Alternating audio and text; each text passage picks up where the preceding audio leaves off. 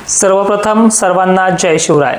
25 तारखेला सुद्धा आभाळ महाराष्ट्रातल्या चारही विभागामध्ये म्हणजे खानदेश, पश्चिम महाराष्ट्र, विदर्भ आणि मराठवाड्यामध्ये जास्त प्रमाणात ॲक्टिव्ह राहणार आहे। पण जास्तीच्या या वातावरणामध्ये जोर मात्र ओसरतोय। 2 ते 3 जिल्हे वगळता महाराष्ट्रातल्या सर्व जिल्ह्यातल्या पावसाच्या ॲक्टिव्हिटीमध्ये आजच्या दिवस तरी भर आहे। पण ताकदीनं बघायला गेलं तर त्या ताकदीचा लेवलचा पाऊस महाराष्ट्रात आज काही भागांमध्ये वगळता बऱ्याच ठिकाणी जोर ओसरल्यासारखं वाटतंय। मात्र आभाळ मात्र सर्वत्र येणार आहे। ठीक आहे, मग कंडिशन काय आहे, सतर्क कुणाला राहायचं आहे हे पाहूयात। आज सोलापूर, लातूर, परभणी, बीड जिल्ह्यातल्या दक्षिणेकडील भागांना स्थानिक वातावरणाचा फटका बसू शकतो। विशेषतः आपण जर पाहिलं सोलापूर, धाराशिव आणि लातूर या 3 जिल्ह्यांमध्ये वातावरण आजही गरमीसह सक्रिय होणार आहे। दुपारनंतर सकाळी असलेल्या खवल्याचा आभाळाचा जो काही जोर आहे तो ओसरत खाली अमरावतीकडे जाईल।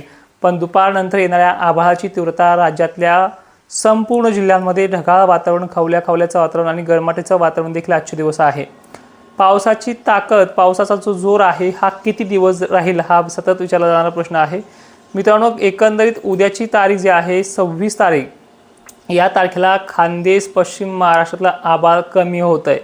विदर्भातलं आभाळही कमी होते, पण लातूर जिल्हा, परभणी, नांदेड या भागामध्ये आभाळ कायमस्वरूपी 4 ते 5 दिवस टिकून राहणार आहे। आणि या आभाळाची लेयर्स कधी कमी कधी जास्त अशी असणार आहे। मात्र ह्या 26 तारखेपासून ते पुढे 2-4 दिवस धोके नाही आहेत। लगनसराई असेल, खळेदळे असतील, या शेतकऱ्यांना त्रासदायक वातावरण मात्र नाही आहे। आभाळ किती दिवस राहू शकतं हे देखील आता तारखेनुसार चेक करूयात। आज सगळीकडे आभाळ आहे, फक्त पावसाची तीव्रता पश्चिम महाराष्ट्र, खानदेशमध्ये, विदर्भामध्ये जी काय आहे ती स्थानिक वातावरणाचीच असेल। असा मोठा अवकाळी धोका नाही आहे। आज लातूर, सोलापूर भागात पाऊस राहील। 27 तारखेपासून वातावरण परभणी, नांदेड जिल्ह्यात ढगाळलेलं आहे। अहिल्यानगरमध्ये तुरळक ढगाळ राहील। 28 तारखेला सुद्धा परत महाराष्ट्रामध्ये ढगाळ वातावरण सुरू होतील। सांगली, सोलापूर, लातूर, बीड, जालना, परभणी, नांदेड, बिदर वगैरे भागामध्ये ढगाळ असेल। पावसाचा धोका मात्र नाही आहे। 1 तारखेला सुद्धा वातावरण पुन्हा गोंगारल्यासारखं होईल। एकंदरीत संपूर्ण महाराष्ट्रात पावसाचा धोका नाही आहे। 2 तारखेला सुद्धा वातावरण ॲक्टिव्हिटी वाढणार आहे, किंचित काही प्रमाणात विरळ स्वरूपाचा पाऊस।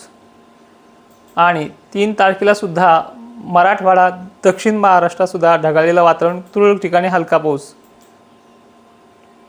यामध्ये काही प्रमाणात बदलही येऊ शकतो। 4 तारखेला वातावरण पुणे, कोकण किनारपट्टी साईडला सरकेल, पण एकंदरीत धुलीवंदनच्याच दिवशी हे वातावरण थोडं ॲक्टिव्ह होईल। त्यानंतर वातावरण पुन्हा कमी होईल आणि राज्यात पुढचा पाऊस जो आहे तो 2-3 तारखेला विरळ स्वरूपाचा जर वगळला तर त्याचा पुढचा टप्पा 12 मार्च किंवा 11 मार्च दरम्यान येतो आहे। तो टप्पासुद्धा वादळी वाऱ्याचा आणि गारपिटीचा राहू शकतो। व्हिडिओमध्ये एवढंच। जय शिवराय, धन्यवाद।